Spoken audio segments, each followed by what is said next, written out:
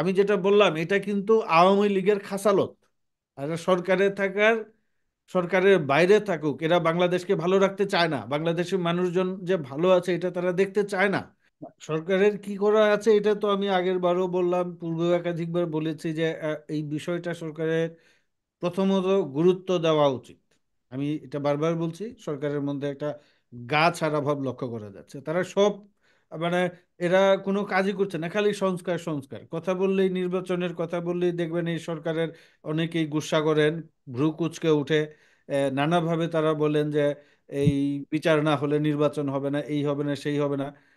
কিন্তু আপনারা যেহেতু কেউ কিন্তু বলছে না যে আগামী 2 মাসের মধ্যে নির্বাচন দেন, 3 মাসের মধ্যে নির্বাচন দেন।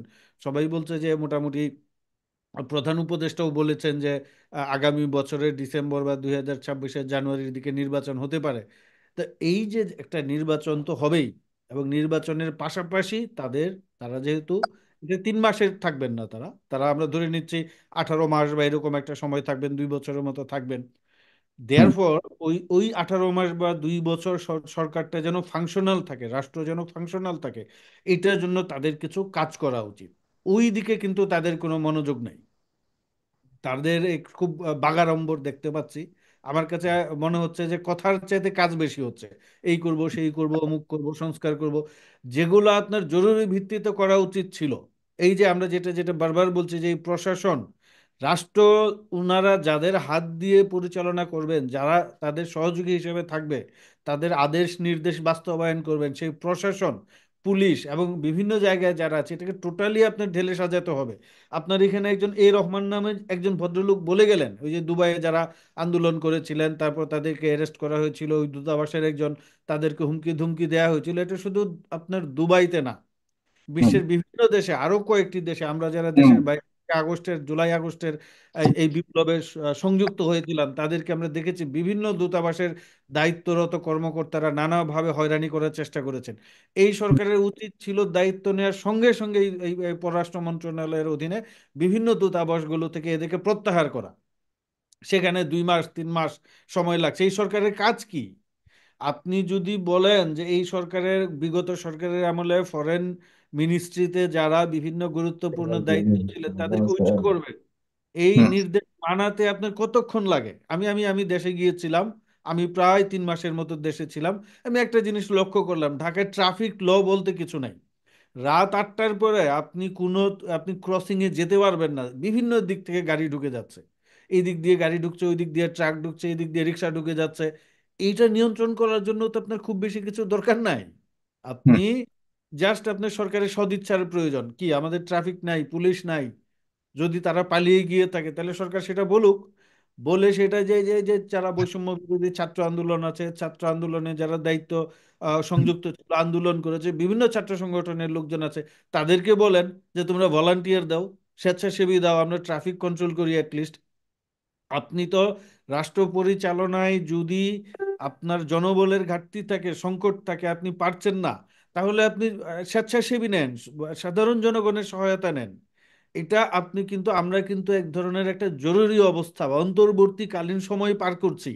এখন আপনি যদি মনে করেন যে ঠিক আছে, আমার পুলিশ অর্ধেক পালিয়ে গিয়েছে, আমার আমলাতন্ত্রের তো অর্ধেকের বেশি আওয়ামী লীগ, আমরা নতুন করে নিয়োগ দিব পিএসসির মাধ্যমে, 1 বছর 1.5 বছর পরে রিক্রুট করব, তারপরে ওরা এসে, এই ফাঁকে তো ওরা বসে থাকবে না।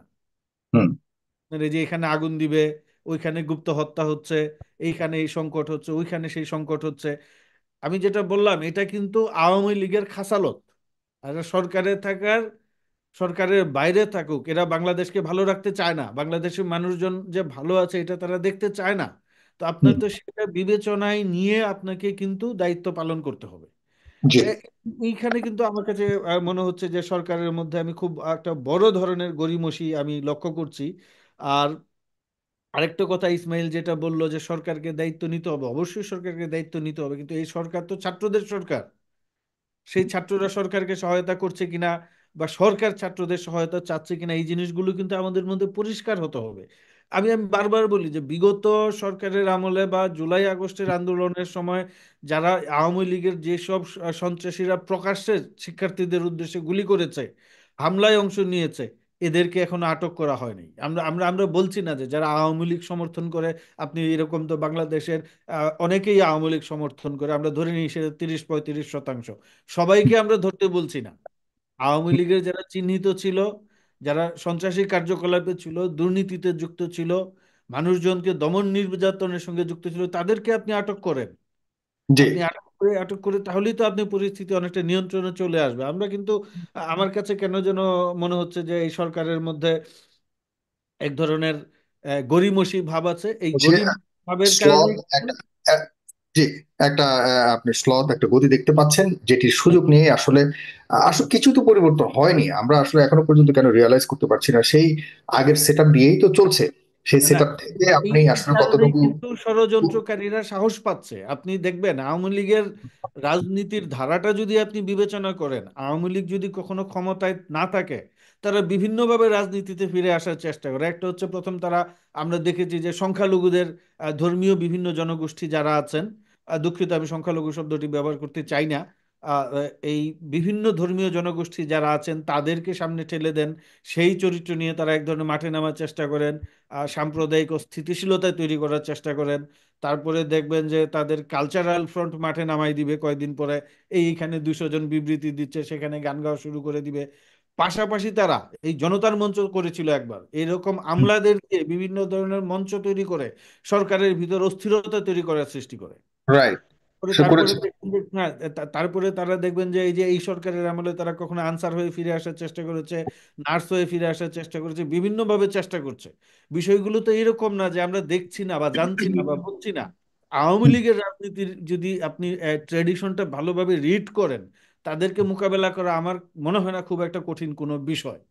এখন এইখানে রাজনৈতিক অবস্থান থেকে বিভিন্ন কারণে বিভিন্ন দল হয়তো বা বলতে পারে যে আমরা আওয়ামী লীগ নিষিদ্ধ হই, চাই না, আওয়ামী লীগকে এই করা যাবে না, ওই করা যাবে না। কিন্তু আপনি সরকারে আছেন, আপনার দায়িত্ব হচ্ছে তাদেরকে ধরা, এবং এই জনগণের বিপক্ষে যারা এই মানুষকে নামিয়েছিল, গুলি করেছিল, দিনের বেলায় প্রকাশ্যে পাখির মতো গুলি করে মেরেছে, সেই হুম। রাজনৈতিক দলকে বিচারের আওতায় আনা আপনার দায়িত্ব। এইখানে যদি আপনি এই রাজনৈতিক দলগুলোর উপর ঘাড়ে দোষ চাপিয়ে দেওয়ার চেষ্টা করেন, তাহলে কিন্তু এরা সক্রিয় থাকবে। আরেকটা বিষয় জি। আমার কাছে মনে হচ্ছে, আমি শেষ করছি একটি লাইন বলে, আমার কাছে কেন যেন মনে হচ্ছে যে এই সরকারের আচরণে বা কারো কারো আচরণে মনে হচ্ছে তারা বিএনপিকে প্রতিপক্ষ বানিয়ে ফেলেছে। বিএনপি রাজনৈতিক দল, তারা নির্বাচনের কথা বলবে, তারা তাদের পলিটিক্যাল আইডিওলজির কথা বলবে, তারা তাদের জায়গা থেকে কথা বলবে।